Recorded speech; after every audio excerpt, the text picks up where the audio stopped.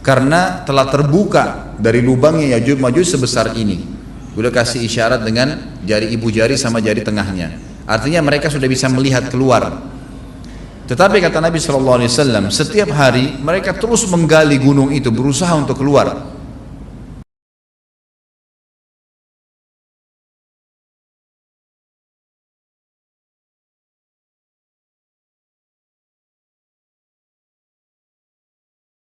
Senantiasa kita ucapkan adalah kalimat syukur kepada Allah Subhanahu wa taala, alhamdulillah atas segala nikmatnya yang tidak terhingga. Dan juga kita yang kedua menjadikan salawat dan taslim kepada Nabi Muhammad sallallahu alaihi wasallam sebagai bentuk kepatuhan kepada Allah, karena Allah juga dan malaikatnya memberikan salam kepada beliau. Pada malam ini kita masuk ke tanda-tanda kiamat besar. Ada tanda-tanda kiamat besar, artinya kalau sudah terjadi tanda-tanda kiamat besar berarti sudah akan terjadi kiamat yang dijanjikan. Ditiupkan sangkakala 2 kali.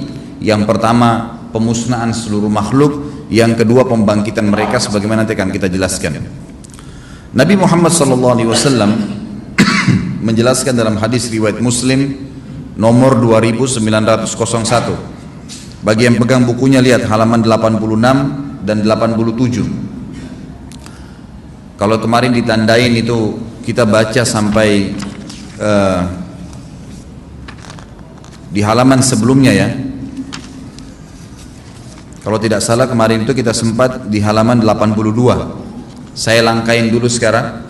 Kita pindah ke halaman 86. 10 tanda-tanda kiamat besar yang disebutkan oleh Nabi SAW. Kata beliau, Inna sa'ata la takunu hatta takuna ashru ayat. Ketahuilah bahwasanya kiamat tidak akan pernah terjadi sampai muncul 10 tanda-tanda besar.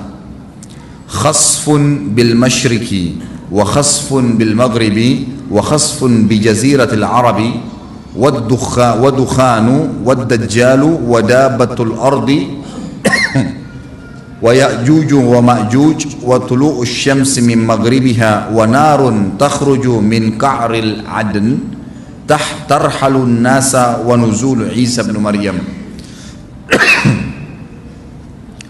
Amblasnya bumi di belahan timur yang pertama, terjadi gempa besar, lalu kemudian terjadi longsor besar. Di belahan timur ini sebagian ulama hadis mengatakan bagian Asia, bagian timur. Di mana Allahu alam. Tapi ini tanda-tanda kiamat besar akan terjadi nanti. Kemudian terjadi lagi longsor bumi di belahan barat, di sisi baratnya. Sisi barat bumi kita tahu wilayah Afrika dan seterusnya ya. Kemudian amblasnya bumi di Jazirah Arab. Ini yang dimaksud dengan amblasnya bumi, artinya longsor yang besar, yang sulit lagi untuk ditimbun. Udah nggak bisa ditimbun, nggak bisa diperbaikin. Kalau di situ ada kota, ada kampung, pasti hancur udah. 3 sekaligus terjadi longsor di 3 titik yang berbeda dan secara waktu atau dalam waktu yang bersamaan. Ini sudah selangsung 3 tanda-tanda kiamat. Jadi pada saat terjadi di timur itu tanda-tanda kiamat besar 1, terjadi di barat tanda-tanda kiamat besar 2, terjadi di Jazirah Arab tanda-tanda kiamat besar 3. Kemudian di dalam hadis ini disebutkan secara beracak. Nanti sebentar setelah saya terjemahkan hadis ini saya akan sebutkan urutannya. Lalu kata Nabi SAW, keluarnya Dajjal. Mohon maaf, ada kabut dulu, kabut yang menutupi bumi ini. Kemudian ada Dajjal. Jadi kabut itu dihitung dalam hadis ini yang keempat. Dajjal yang kelima. Nanti akan saya rincikan satu persatu. Kemudian yang keenam binatang melata. Nanti akan saya jelaskan juga apa yang dimaksud dengan binatang melata. Yang ketujuh keluarnya Ya'juj Ma'juj. Ya'juj dan Ma'juj adalah 2 nama suku dari turunan Adam, sama dengan kita manusia. Nabi SAW sebutkan ciri-ciri mereka. Mata mereka sobekannya kecil sehingga mata mereka kelihatan seperti sipit, tapi bola matanya besar. Mereka memiliki rambut yang keriting dan mereka memiliki poster yang umumnya seperti poster manusia. Hanya saja mereka ini memang menjadi fitnah, tanda-tanda hari kiamat. Mereka tidak berbaur dengan manusia yang lain. Salah seorang di antara mereka tahu kalau dia akan mati kalau sudah memiliki anak 1000. Tidak ada pengikutnya dari manusia biasa. Pada saat saya pelajari tentang Ya'juj Ma'juj ini tingkat 3 kuliah, kurang lebih waktu itu tahun 96, 97, dosen saya membuka kitabnya membahas masalahnya. Saya sempat tanya sendiri, saya bilang, Syekh, jumlahnya Ya'juj Ma'juj itu berapa banyak? Dia bilang tidak terhitung jumlahnya, karena ada hadis yang berbunyi mereka akan mendatangi sebuah sungai, kalau tidak salah namanya Sungai Tibria. Sungai itu sekarang ada, besar. Bayangkan sungai ya, airnya banyak mengalir. Kata Nabi SAW, mereka akan mampir dan minum di situ. Mereka semua minum air sungai itu, dan yang terakhir dari mereka datang sudah nggak dapat air. Artinya air sungainya habis diminum. Bayangin berapa banyak jumlahnya tuh. Satu Jakarta aja sekarang kalau minum air sungai Ciliwung nggak habis. Mungkin nggak bakal habis kalau satu Indonesia pun minum. Bayangkan berapa banyak jumlah mereka tuh, tidak terhitung. Nanti kan kita bacakan ayat-ayatnya tentunya, banyak sekali ayat berhubungan dengan masalah itu.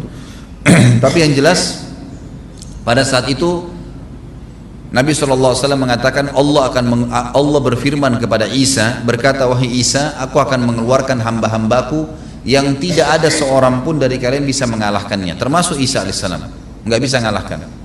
Maka selamatkanlah dirimu bersama dengan pengikut-pengikutmu ke Gunung Tur namanya. Gunung Tur ini di Palestina.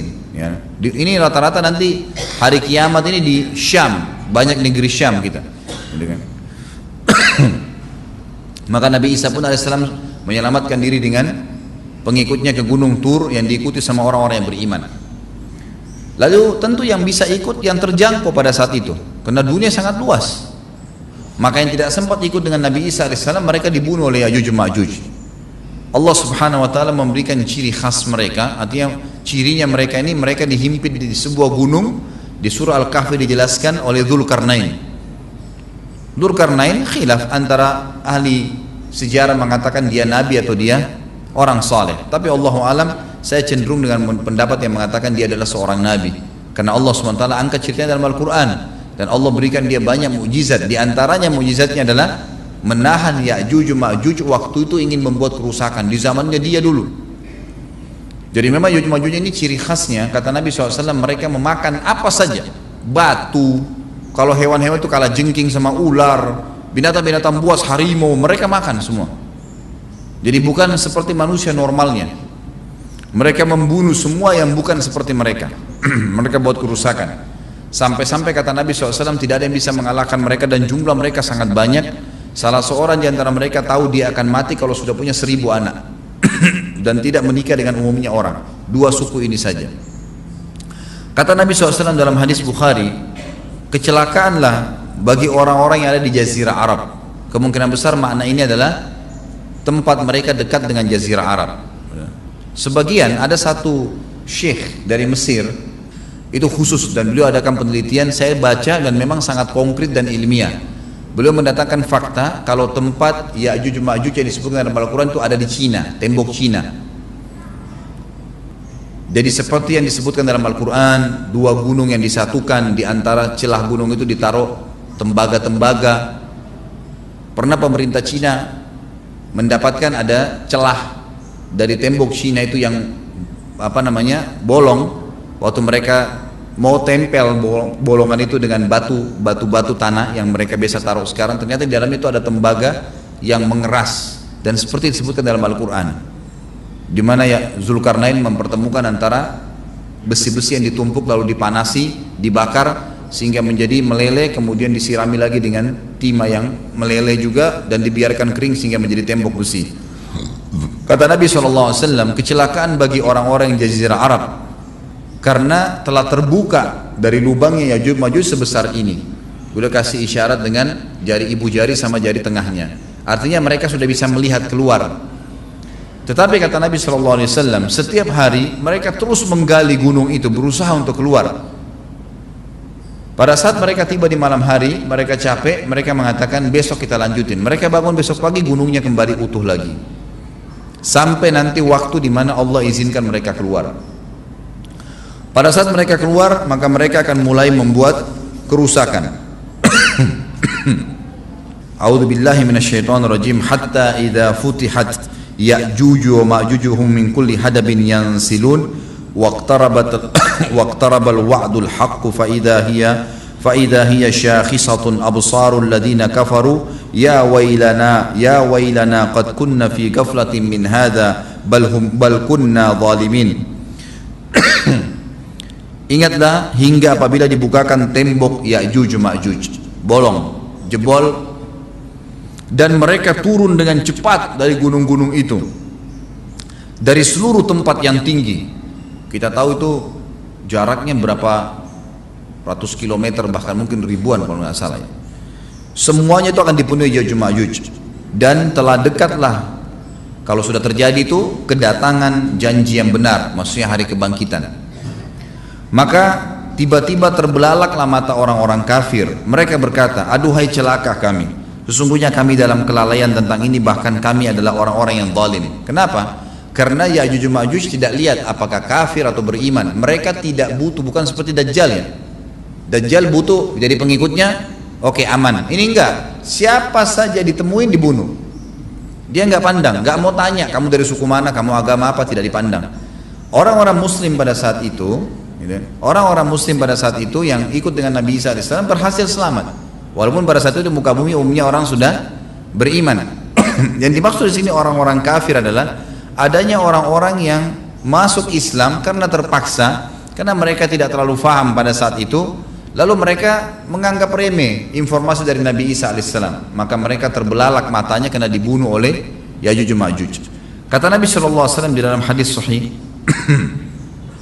riwayat Imam Bukhari, bahwasanya Ya'juj Ma'juj akan membunuh siapapun yang mereka temui. Bahkan pada saat mereka sudah merasa menguasai bumi, mereka melepaskan anak-anak panah mereka ke langit, lalu Allah menurunkan anak-anak panah mereka sebagai fitnah dipenuhi dengan darah. Maka mereka berkata, qatalna man fil ardi wa qatalna man fis sama. Kami telah membunuh semua yang ada di bumi dan semua yang ada di langit. Maka sebagai penutup dalam bahasan itu, turun hujan, maka hujan tersebut membersihkan semua bekas-bekas mereka, kotoran mereka, darahnya segala bersih, maka bumi kembali subur lagi. Tapi tidak disebutkan berhubungan dengan masalah ini berapa lamakah kejadian tersebut terjadi. Kemudian setelah itu Isa AS memimpin lagi di muka bumi sampai beliau meninggal. Setelah Isa AS meninggal, kembali lagi sebagian besar manusia berbuat kekufuran. Kembali manusia berbuat kekufuran. Mereka kembali lalai, nggak ada lagi pemimpinnya karena terlalu banyak orang pada saat itu, maka ada yang kufur lagi. Maka Allah Subhanahu wa taala keluarkan tanda-tanda kiamat besar yang kelima. Yang kelima ini adalah keluarnya hewan atau binatang melata. Binatang melata ini disebutkan dalam hadis yang sahih riwayat Bukhari, bahwasanya Allah SWT akan keluarkan, tapi tidak disebutkan dari bumi mana dia keluar. Dia akan keluar hewan melata yang bisa berbicara seperti manusia dan badannya dipenuhi dengan bulu. Allahu a'lam bagaimana. Kemudian dia datangi orang-orang yang kufur tersebut dan menasihatin dan mengingatkan mereka. Mengingatkan mereka. Satu persatu diingatkan, satu persatu. Terus diingatkan. Yang tidak mau beriman, dalam hadis dikatakan dicap oleh hewan tersebut. Allahu alam dicap seperti apa, sehingga ketahuan mana yang kafir, mana yang beriman. Terus dia keliling di muka bumi, tapi tidak disebutkan berapa lama. Dia cuman mendakwai, meluruskan. Yang beriman sudah, yang tidak beriman dicap sama dia. Ada tanda, oh ini berarti kafir. Seperti itu saja. Lalu kemudian Allah lenyapkan si dabbah ini. Kemudian datang tanda-tanda kiamat yang ke-6. Tanda-tanda kiamat yang ke-6 yang lebih banyak dipilih oleh para ulama adalah terjadinya tadi 3 gerhana, 6, 7, 8. Itu berentetan semua. Longsor besar di timur, di barat, dan di jazirah Arab. Ini tanda-tanda kiamat terjadi serentak. Sudah 8. Kemudian terjadi yang ke-9, keluarnya api dari negeri atau dari kota Aden. Kota Aden ini di Yaman ya. Subhanallah, baru tadi malam saya lihat cuplikannya di YouTube. Ada wilayah di Aden, di kota Aden sekarang itu, dan itu hasil penelitian internasional. Aden itu dianggap kota yang paling panas di dunia karena di bawah kota Aden itu ada api yang bergejolak, dan api itu bisa keluar setiap saat membakar siapapun.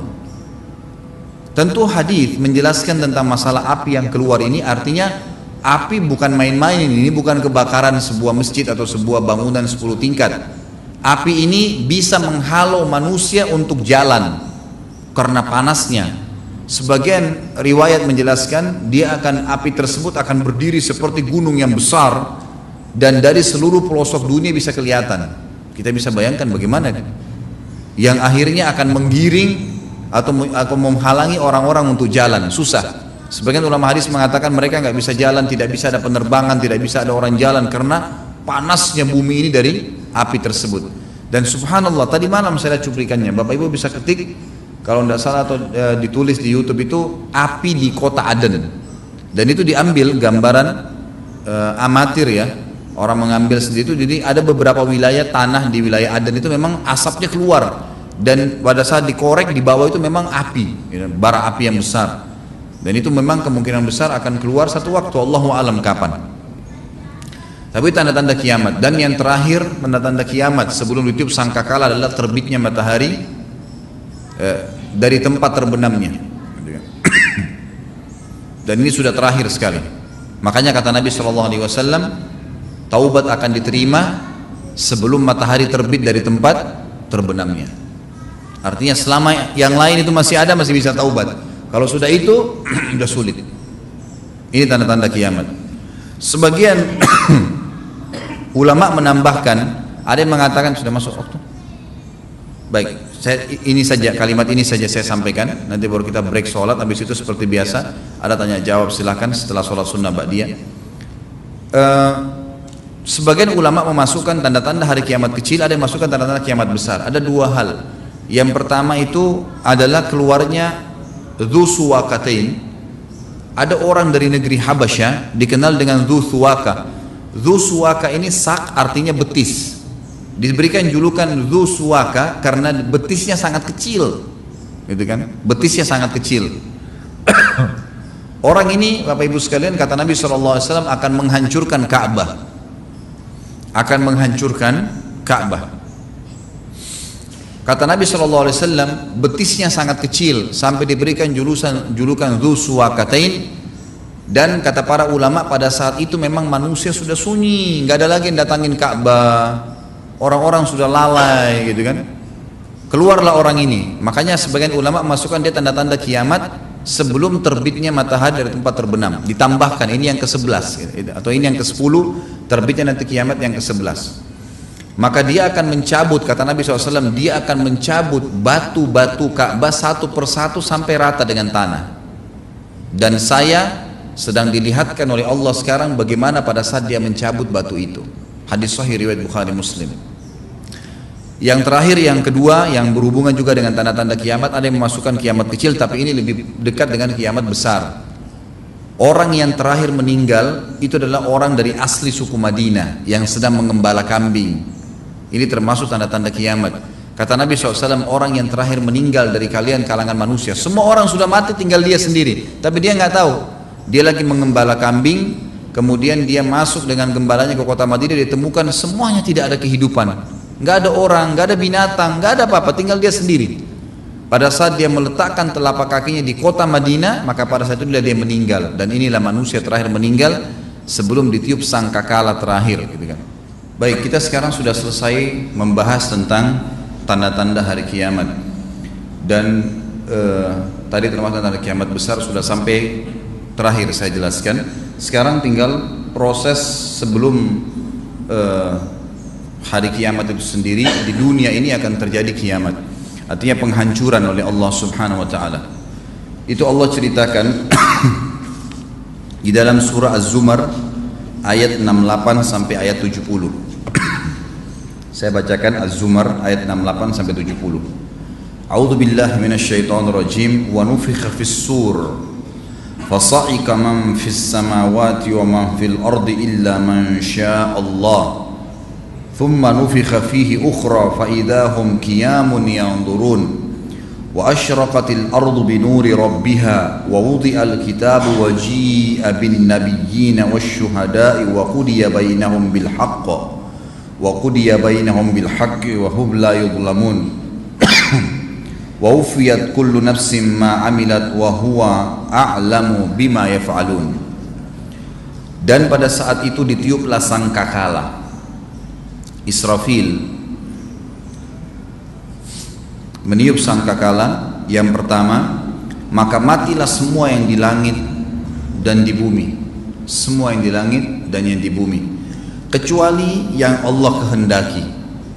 Kata para ulama tafsir, yang Allah kehendaki adalah Jibril, Mikail, Israfil. Mereka tidak akan mati, karena ini semua akan mati. Sementara nanti yang tiup sangkakala yang kedua Israfil juga, nggak mungkin dia mati di situ. Jadi semua di sini ya Allah musnahkan kecuali yang Allah inginkan. Kata ulama dari kalangan malaikat itu adalah Mikail, Jibril, Mikail, Israfil, 3 malaikat yang terkenal sebagai pemimpin para malaikat, dan 8 malaikat pemikul singgasananya Allah ya, yang dikenal dengan Hamalatul Arsh. Kemudian seluruh yang ada penjaga-penjaga surga dan penjaga neraka. Di surga ada malaikat Ridwan dan seluruh yang ada bersama dengannya, dan di neraka ada malaikat Malik dan seluruh kawan-kawannya menjaga neraka, serta semua yang ada di surga dari bidadari, dari wildanun mukhalladun, bidadara, semua itu tidak kena. Jadi di sini yang Allah maksudkan, yang dimaksudkan sini kecuali siapa yang Allah kehendaki tidak akan kena, tidak akan meninggal dengan tiupan sangkakala tersebut. Dalam sebuah hadis Bukhari dikatakan Allah akan menyuruh Israfil meniupkan sangkakala yang pertama, maka hancurlah semua ada di langit dan di bumi, semua bintang-bintang, semua makhluk, jin, manusia, hewan-hewan, tumbuh-tumbuhan. Kemudian ditiuplah sangkakala itu sekali lagi, dan di dalam hadis yang sahih, kalau yang pegang buku bisa lihat di halaman 89 ada hadisnya.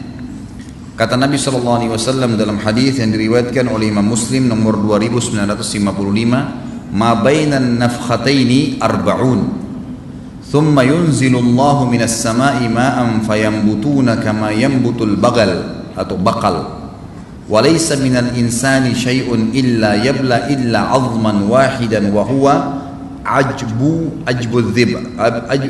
dhanab minhu yurakkabul khalqu yawmal qiyamah.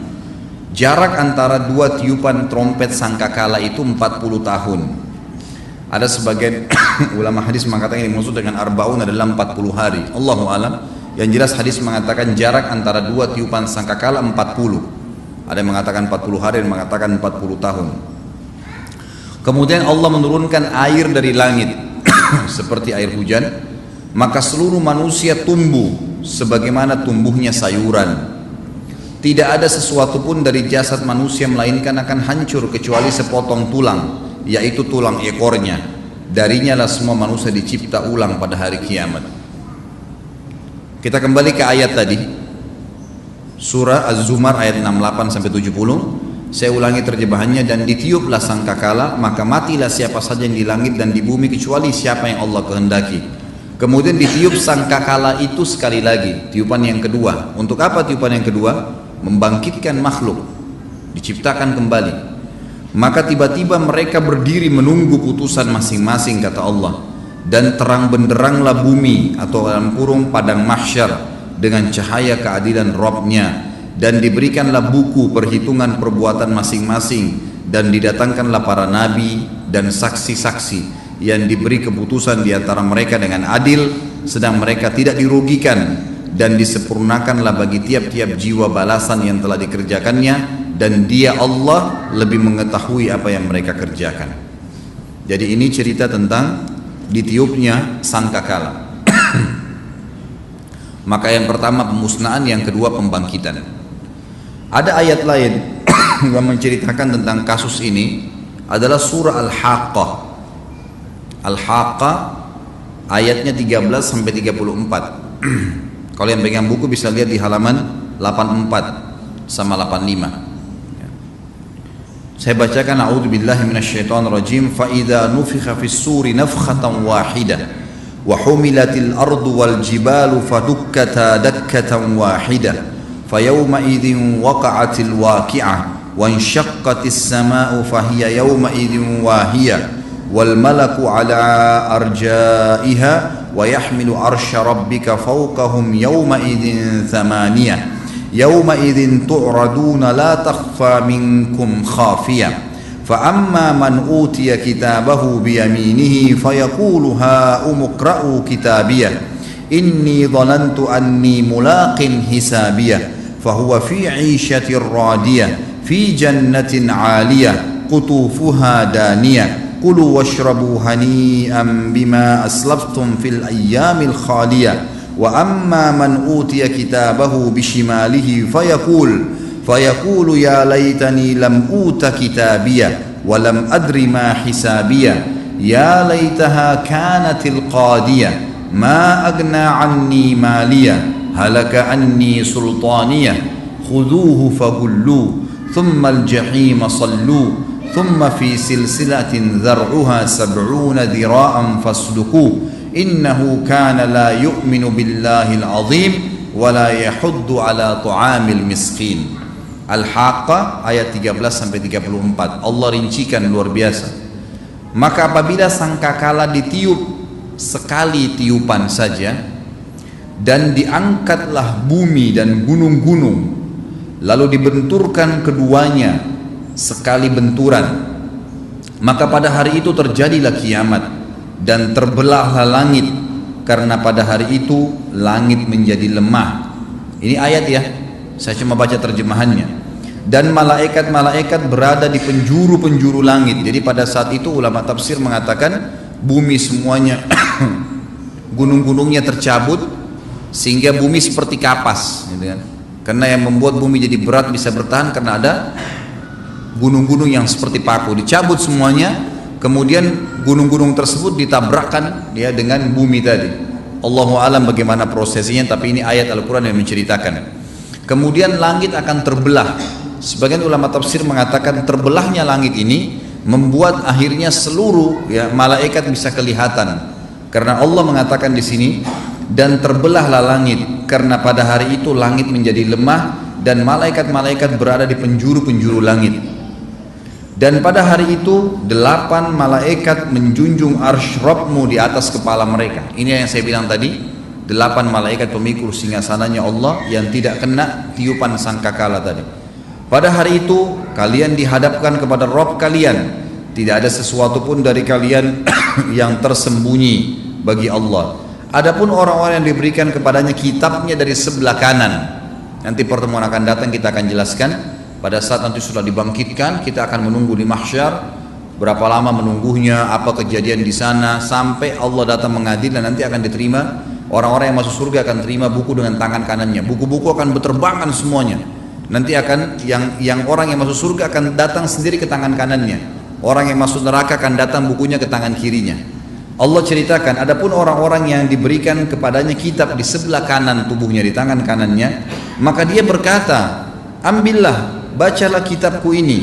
Sesungguhnya aku yakin bahwasanya sesungguhnya aku akan menemui hisab terhadap diriku. Maksudnya aku akan menuju ke tempat yang dijanjikan surga. Maka orang itu berada dalam kehidupan yang diridhai dalam surga, yang tinggi, buah-buahannya dekat. Kepada mereka dikatakan makan dan minumlah dengan sedap disebabkan amal yang telah kalian kerjakan pada hari-hari yang telah lalu di dunia. Nanti insya Allah ada pertemuan akan datang juga. Selain kita cerita tentang mahsyar panjang lebar satu pertemuan itu, nanti juga kita bahas tentang surga dan neraka. Itu juga butuh pertemuan sendiri. Surga satu pertemuan, neraka juga satu pertemuan, akan ada bahasan sendiri. Ini secara global Allah ceritakan bagaimana prosesnya. Setelah mahsyar, hisab langsung ada, orang terima tangan kanan akan masuk ke dalam surga.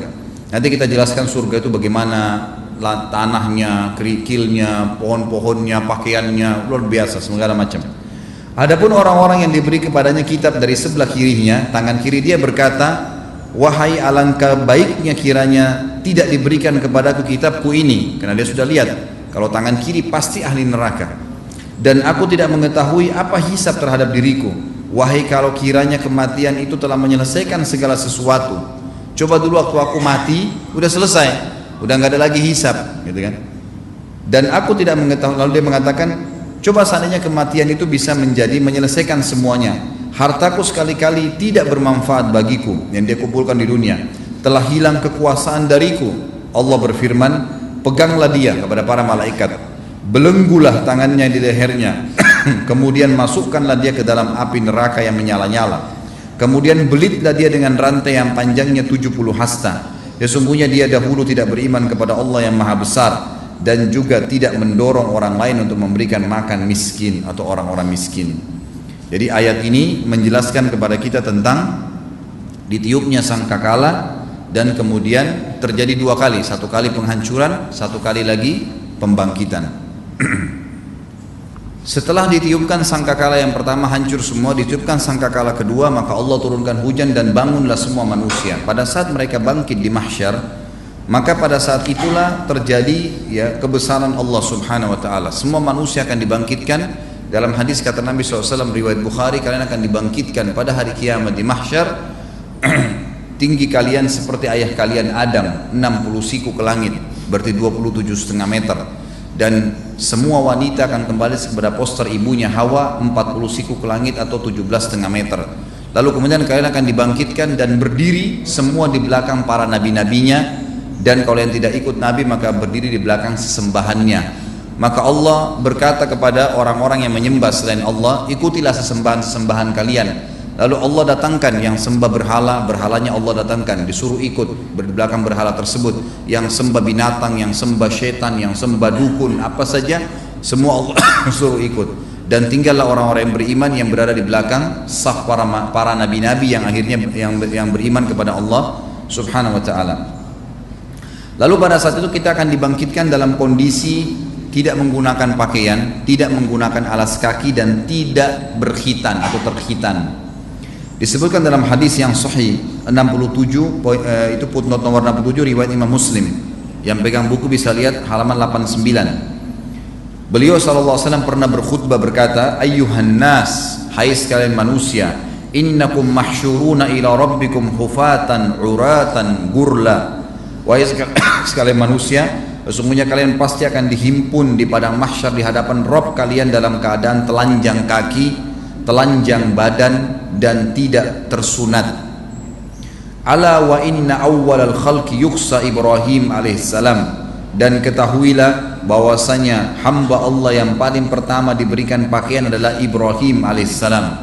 Wa innahu sayuja'u birijalin min ummati, dan akan didatangkan nanti sekelompok orang dari umatku, fayu'khadhu bihim dhatas shimal, dan mereka diseret ke sebelah kiri, maksudnya akan dimasukkan ke dalam neraka. Fa'aqulu, lalu saya berkata, ya Rabbi ashabi, wahai Tuhanku, kayaknya mereka itu adalah sahabat-sahabatku. Fayaqulu innaka la tadri ma ahdathu ba'dak, sesungguhnya kau tidak tahu apa yang mereka lakukan sepeninggalmu. Kata para ulama hadis, dijabarkan oleh para sahabat yang memahami dari Nabi SAW hadis ini adalah orang-orang yang tadinya masuk Islam, kemudian mereka lemah, lalu mereka murtad setelah Nabi SAW meninggal. Seperti kasus kaumnya Musailam al-Kadzab, gitu kan, yang mengaku sebagai nabi dan akhirnya banyak pengikutnya, 100.000 sukunya dia mengaku dia sebagai nabi dan mengkufur kepada risalah Nabi Muhammad SAW.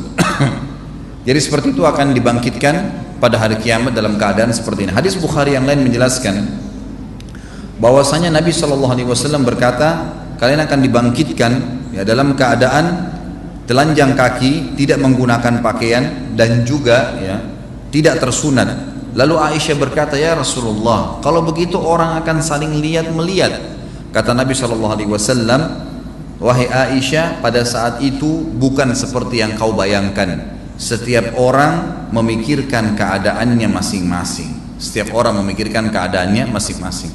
Saya kasih contoh rasional Bapak Ibu sekalian. Kalau seandainya terjadi kebakaran besar-besaran, atau longsor, atau banjir, atau misalnya musuh lagi menyerang, kemudian ada di depan Anda orang yang berlarian tidak pakai pakaian, masih sempatkah kita muncul syahwatnya? Sudah tidak. Begitulah kurang lebih gambaran di mahsyar. Orang nggak bakal melihat lagi auratnya orang lain, udah nggak ada syahwat. Orang pikirin bagaimana menyelamatkan dirinya, sama sekali tidak ada lagi pikiran ke situ. Jadi kita harus paham kejadian tersebut bukan lagi kejadian seperti yang dibayangkan oleh banyak orang. Kemudian juga ada hadis Nabi SAW. Pernah suatu hari Aisyah radhiyallahu anha ingat tentang neraka lalu beliau menangis. Lalu Rasulullah SAW bertanya, "Ma yubkiki?" Ini di halaman 90 ya kalau yang pegang buku. Hadis sahih diriwayatkan oleh Abu Daud. Maaf, hadis hasan diriwayatkan Abu Daud. Apa yang membuat kau menangis wahai Aisyah? Qalat, Aisyah berkata, "Dzakartun nara fa bakaitu." Saya mengingat neraka dan siksaannya maka aku menangis. Fahal tadhkuruna ahlikum yaumal qiyamah? Saya ingin tanya ya Rasulullah, apakah kalian akan mengingat keluarga kalian di hari kiamat kelak? Artinya nanti suami ingat istri enggak pada saat itu? Lalu faqala, Nabi SAW menjawab, "Ama fi thalathati mawatina fala yadhkuru ahadun ahada." Ketahuilah wahai Aisyah, ada 3 tempat di mana orang tidak akan mengingat siapapun. Lalu beliau mengatakan, "Indal mizani hatta ya'lama ayakhiffu mizanuhu aw yathqul."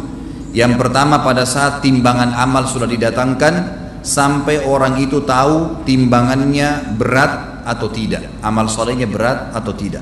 Dia tidak akan ingat yang lain, tidak ingat istri, tidak ingat suami, tidak ingat orang tua. Dia mau menyelamatkan dirinya sendiri. Wa inda tatayurus suhufi hatta ya'lam aina yaqa'u kitabuhu fi yaminihi am fi shimalihi am min wara'i dhahri. Dan yang kedua pada saat buku-buku amal berterbangan sampai dia tahu kitabnya amalnya itu ke tangan kanannya atau ke tangan kirinya atau ke pundak belakangnya. Sebagian ulama hadis mengatakan dimaksud dengan ke pundak belakangnya adalah orang-orang muslim yang masih punya dosa, maka mereka menerima dari belakang buku-buku mereka, artinya mereka harus masuk neraka dulu baru masuk ke surga.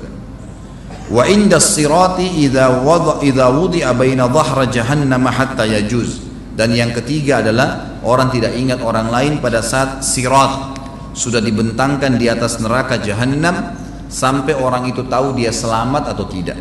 3 keadaan ini orang tidak akan ingat yang lainnya. Jadi ini keadaan yang akan terjadi dan insya Allah kita akan lanjutkan pertemuan akan datang nanti dengan timbangan amal seperti apa. Karena timbangan amal itu Bapak Ibu sekalian bukan seperti timbangan kita yang kita tahu sekarang, tapi timbangan ini seluas pandangan mata manusia, gitu kan? Sebagian athar menyebutkan seluas langit dan bumi, dan timbangan itu memiliki lidah yang akan menghardik orang-orang yang berbuat amal buruk. Dalam hadis nanti akan kita jelaskan, hadis Bukhari, nanti akan datang hari kiamat orang yang badannya besar, tinggi besar, karena dia ingin supaya amal berat, amal solehnya bertambah berat supaya masuk ke surga, maka dia pun loncat ke dalam timbangan itu. Padahal pada saat itu kita sudah jelaskan tadi hadis Bukhari, pada hari kiamat semua laki-laki akan seperti poster ayahnya Adam. Bayangkan kalau 27,5 meter tinggi seorang laki-laki loncat ke dalam timbangan, seperti apa timbangannya itu? Dan kata Nabi SAW, itu tidak berpengaruh terhadap timbangan amalnya.